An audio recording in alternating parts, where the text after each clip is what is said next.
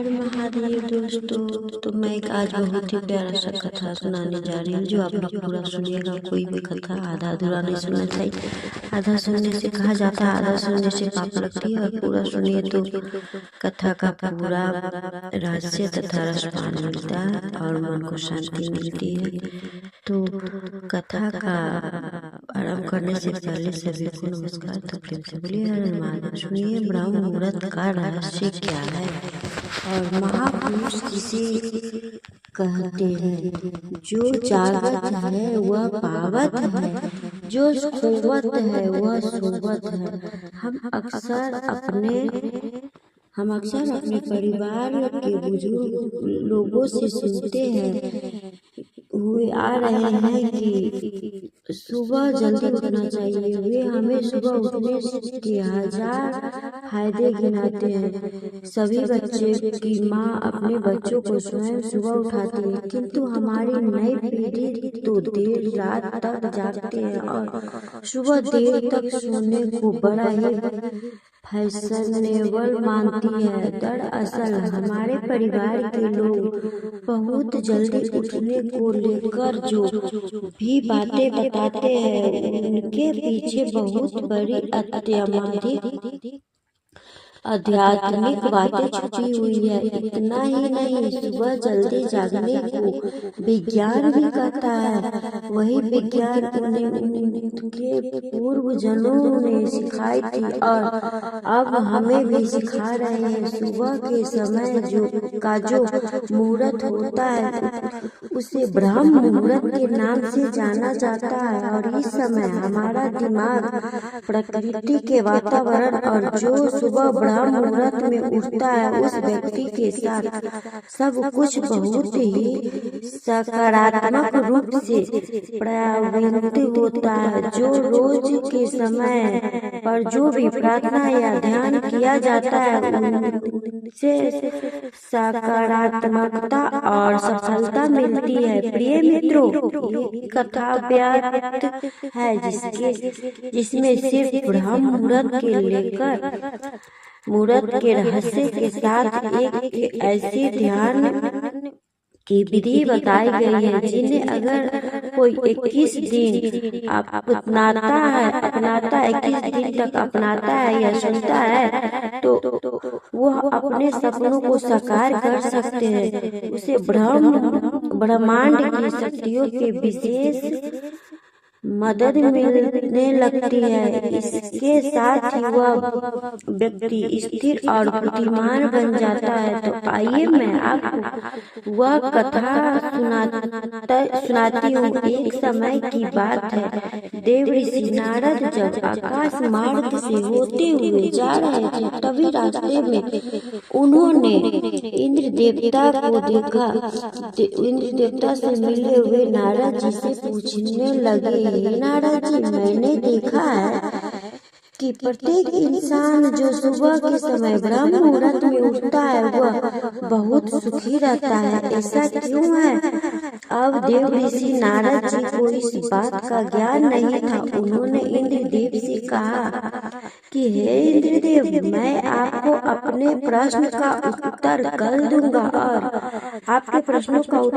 दूंगा और वहाँ से सीधे पहुँचे भगवान श्री कृष्ण नगरी वृंदावन। और वहाँ पहुंचकर उन्होंने देखा कि भगवान श्री कृष्ण एक पेड़ के पास खड़े होकर बांसुरी बजा रहे थे। जैसे ही देव ऋषि नारद भगवान श्री कृष्ण के पास पहुंचे, भगवान श्री कृष्ण ने बांसुरी बजाना बंद कर दिया और नारद जी से बोले, हे देव ऋषि नारद, आप बड़े चिंतित दिखाई पड़ रहे हैं, आपको किस बात की चिंता है? तब देव ऋषि नारद जी बोले, हे प्रभु, आज मैं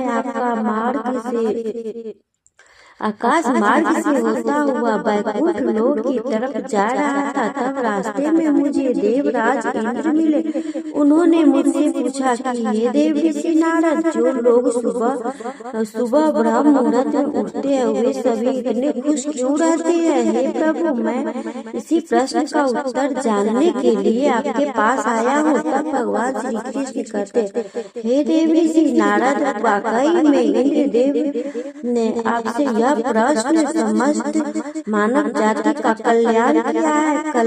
कलयुग के मानव के लिए यह प्रश्न इतना महत्वपूर्ण है कि जैसे शरीर में बसी हुई उसकी जान है।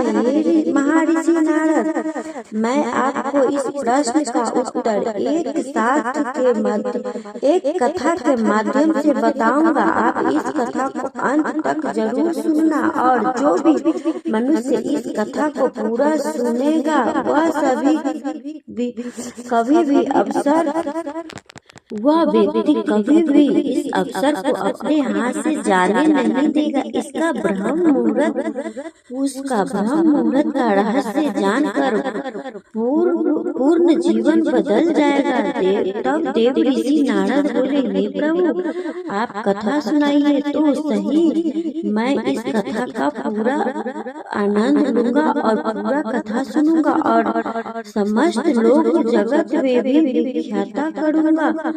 तभी भगवान श्री कृष्ण कथा सुनाना प्रारंभ करते हैं। एक समय की बात है, एक नगर में एक लड़का रहता था। वह बड़ा अच्छा था, लेकिन उसकी एक खराब आदत थी कि वह देर तक सोता रहता था। सुबह उसे जगाने के लिए लाखों प्रयास किए जाते थे, किंतु सबने हार मान ली थी। वह लड़का कभी 9 बजे से पहले नहीं उठता था। जब वह बालक था तब परिवार के लोग ने सोचा कि जब यह बड़ा हो जाएगा तो इसकी आदत में सुधार हो जाएगा, किंतु लड़का जैसे जैसे बड़ा हो गया उसकी आदत और भी ज्यादा गहरी होती चली गई। दुनिया इधर से उधर हो सकती थी, लेकिन वह लड़का कभी जल्दी नहीं उठ पाता था। उसके पिता उसकी इस आदत से बहुत परेशान रहते थे। उस लड़के को ढेरों नकारात्मक शक्तियों ने घेर लिया था।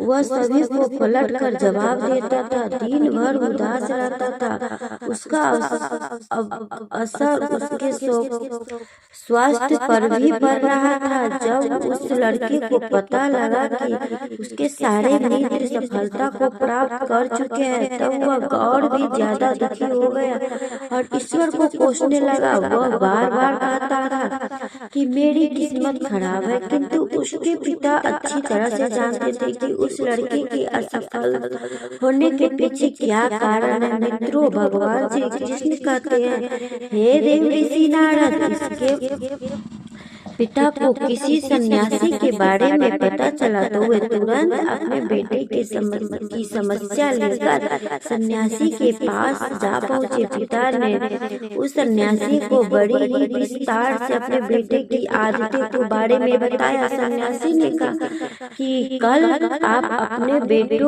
बेटे का इस आश्रम में आने को कहिए। पिता घर की ओर चल गया। उसने पता था कि अगर वो सीधे तरीके से बेटे को सन्यासी से मिलने के लिए कहेंगे तो वह कभी तैयार नहीं होगा। उन्होंने अपने बेटे को अपने पास बुलाया और कहा, तुम्हारे सारे मित्र जीवन में सफलता प्राप्त कर चुके हैं, क्या तुम सफल नहीं होना चाहते हो? लड़के ने उत्तर दिया, जरूर पिताजी, किंतु जब मैं भी अपने मित्रों से उनकी सफलता का रहस्य पूछता हूँ तब वे मुझे कुछ नहीं बताते। पिता ने कहा, मुझे यह रहस्य पता चल गया है कि वह सभी क्यों सफल होते जा रहे हैं। लड़की ने बड़ी उत्सुकता से पूछा, क्या पता चला है पिताजी? कृपा करके आप मुझे बताइए। पिताजी ने कहा कि कल सुबह तुम्हें एक सन्यासी के आश्रम में जाकर उनसे मिलना है।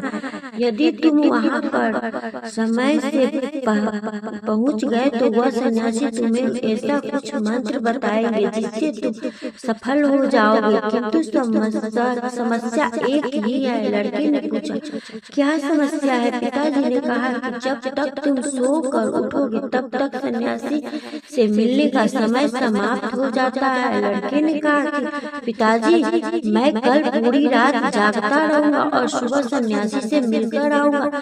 पिताजी के कहने पर पिताजी ने कहा ठीक है। सदैव उस सन्यासी की आज्ञा को मानना। पिता की बातें सुनकर हुआ लड़का बहुत अधिक उत्सुक हुआ। जीवन में पहली बार उसने रात्रि जागरण किया, किंतु थोड़े ही समय में उसे नींद आ गई और वह सो गया। अगली सुबह जब वह उठा तो पता लगा सन्यासी से मिलने का समय समाप्त हो गया है। पिता ने लड़के की तरफ देखा और कहा, तुम जीवन में कभी सफल नहीं हो पाओगे, जाओ जाकर सो जाओ। पिता की यह बात सुनकर लड़के को बहुत दुख हुआ। उसने मन ही मन स्वयं को चुनौती दी कि कल सुबह वह सन्यासी से मिलने अवश्य जाएगा। उसने अपने हाथ में एक लोटा,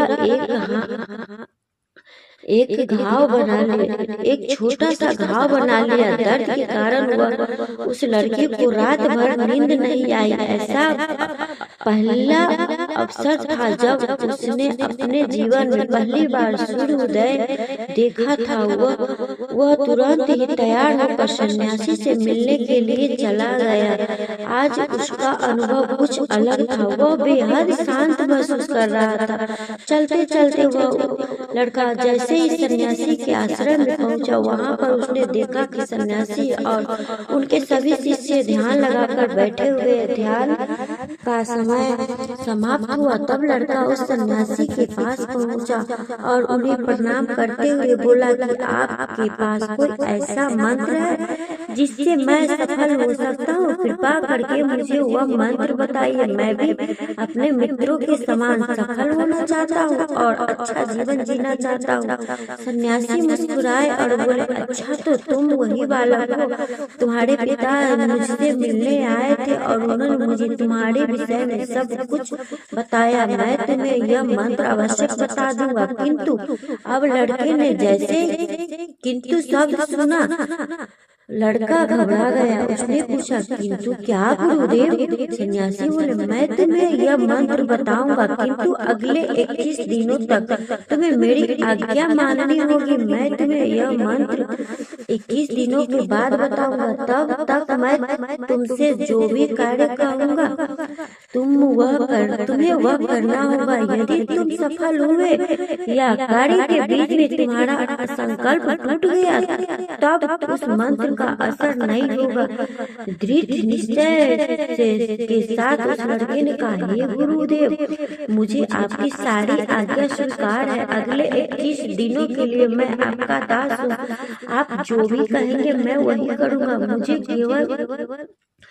केवल उस मंत्र के बारे में जानना है। सन्यासी ने कहा, ठीक है, कल से तुम्हारा कार्य शुरू होगा। तुम इसी आश्रम में निवास करोगे। वह लड़का आश्रम में रहने के लिए तैयार हो गया। सन्यासी ने कहा कि यहाँ रहते हुए तुम्हें ब्राह्म मुहूर्त में उठना होगा और दूसरे शिष्यों की तरह ध्यान और तप करना होगा। साथ ही तुम्हें आश्रम के कार्यों में भी सहायता करनी होगी। ध्यान रहे, यह संकल्प टूटना नहीं चाहिए।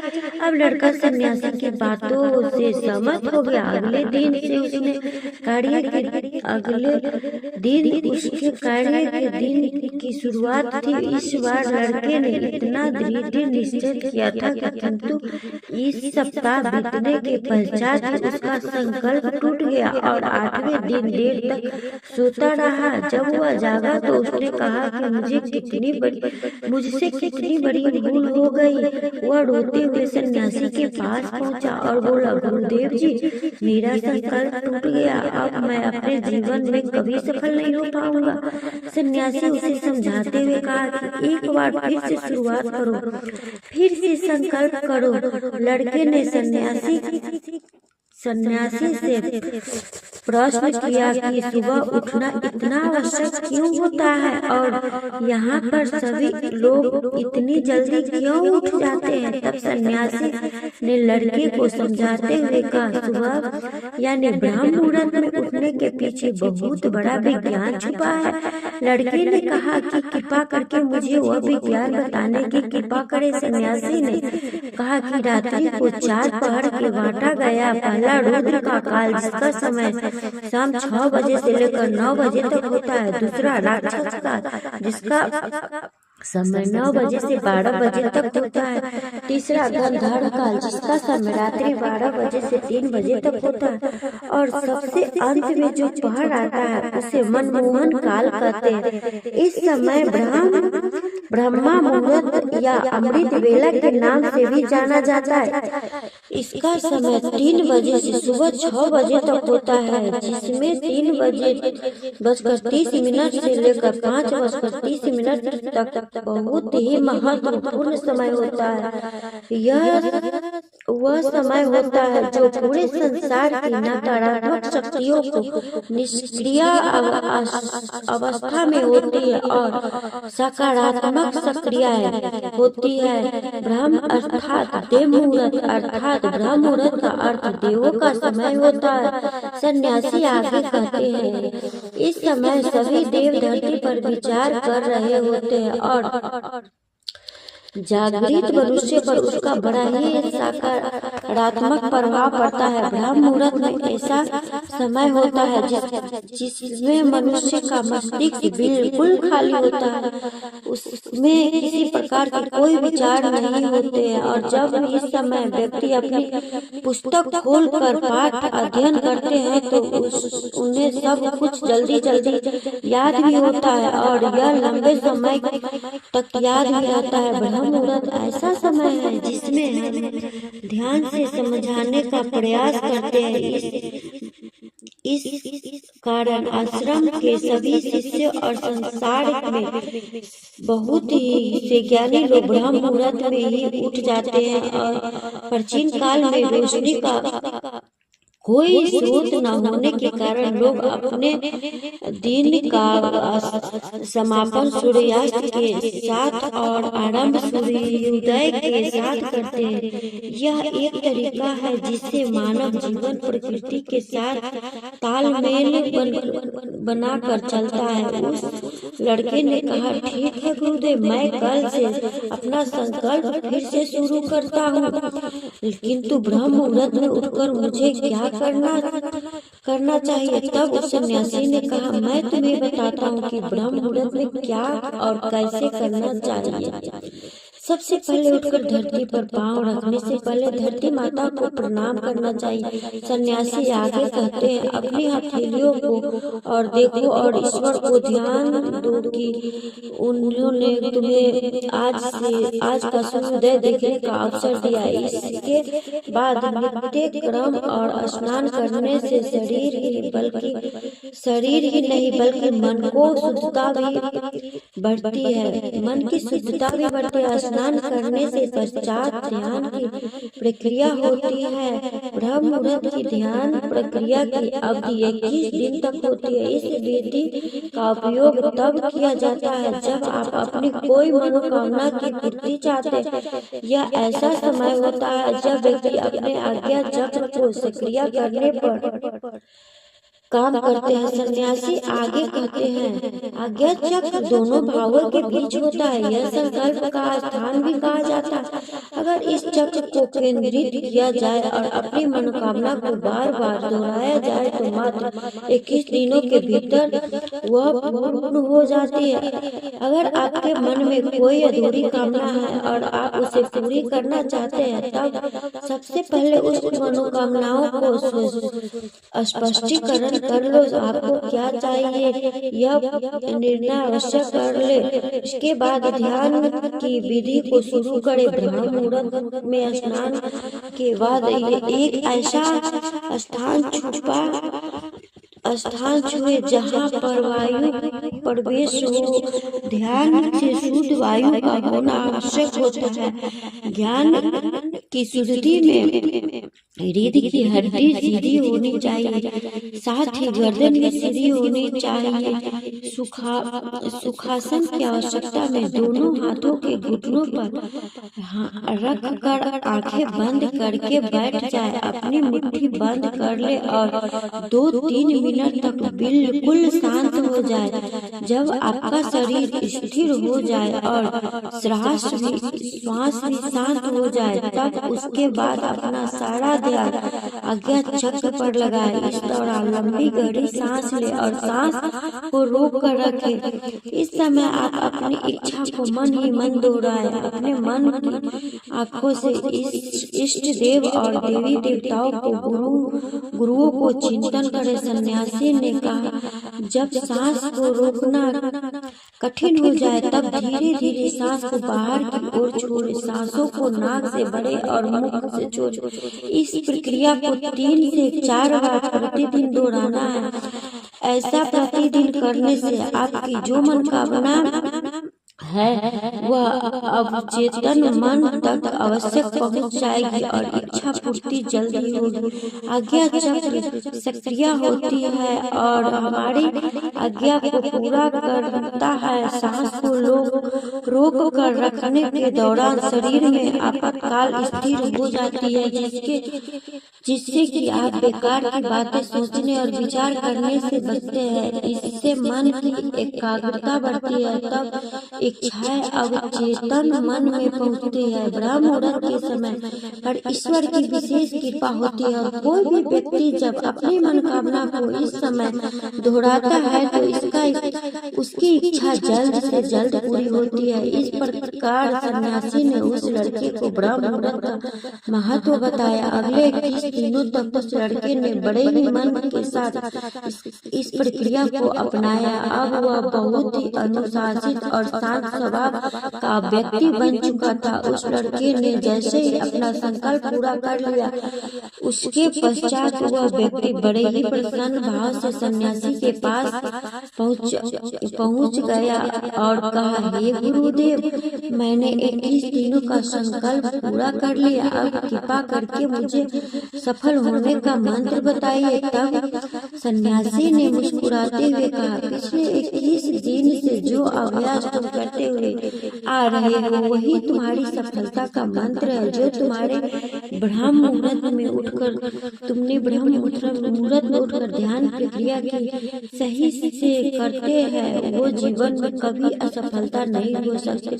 तुम्हें ब्रह्म मुहूर्त का रहस्य पता चल चुका है। अब इस जीवन में प्रयास करो, तुम्हें अब जीवन के लक्ष्य और सफलता दोनों प्राप्त होगी। उस व्यक्ति ने सन्यासी को धन्यवाद दिया और ब्रह्म मुहूर्त के नियम का पालन जीवन पर्याप्त तक करने का वादा किया। प्रिय मित्रों, आपको पता चला होगा कि ब्रह्म मुहूर्त का क्या रहस्य होता है। तब देव ऋषि नारद जी बोले, हे प्रभु, आप मुझे ब्रह्म मुहूर्त का संपूर्ण ज्ञान हो गया। अब मुझे ब्रह्म मुहूर्त का संपूर्ण ज्ञान हो गया।